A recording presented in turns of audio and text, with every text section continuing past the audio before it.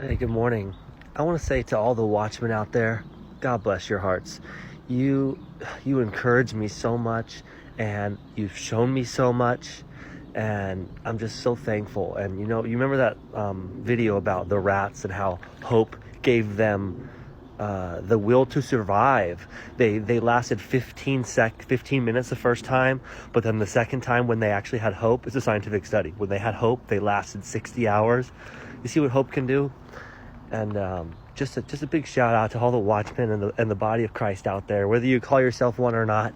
If you're looking at these end times and you're thinking about this rapture and how it could come any day now, you're a watchman. You're on the wall. You're on that wall.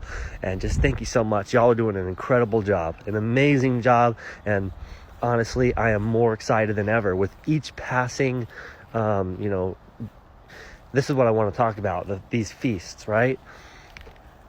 I think a lot of us are starting to understand that of course we would be looking at the feast, right? We'd be looking at Jesus fulfill the fall feast. And if you remember back a little while ago, we were talking about what if Jesus already did fulfill the fall feast? He was born. Well, he would have been born on Feast of Trumpets. The angel made the call, and then Day of Atonement. He would have been circumcised, and then he tabernacled with us, and he dedicated his body as the temple as the first fruits, right? And many other reasons along those same lines for the fall feast. And we know that he fulfilled the spring feast already. Passover by being the Passover lamb, unleavened bread, the whole thing, because he is the bread without leaven, the bread which come from heaven, and the first fruits, he rises from the dead. And then, so now Noah's flood story, though. Noah's flood story is a big one. There's a lot of typology in there, and November 11th, 11/11, before sunset, is Heshvan 17. So Heshvan 17 is the day the floodwater started. That's November 11th. So 7 days prior to that, November 4th, around there, depending on if you're before or after sunset, that's when they get on the ark.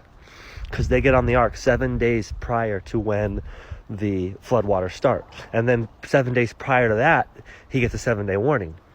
And then they're on the ark for a full year, but an extra 10-day period, which is interesting because that's Heshvan 27. That might be the 10 days of tribulation that Smyrna goes through.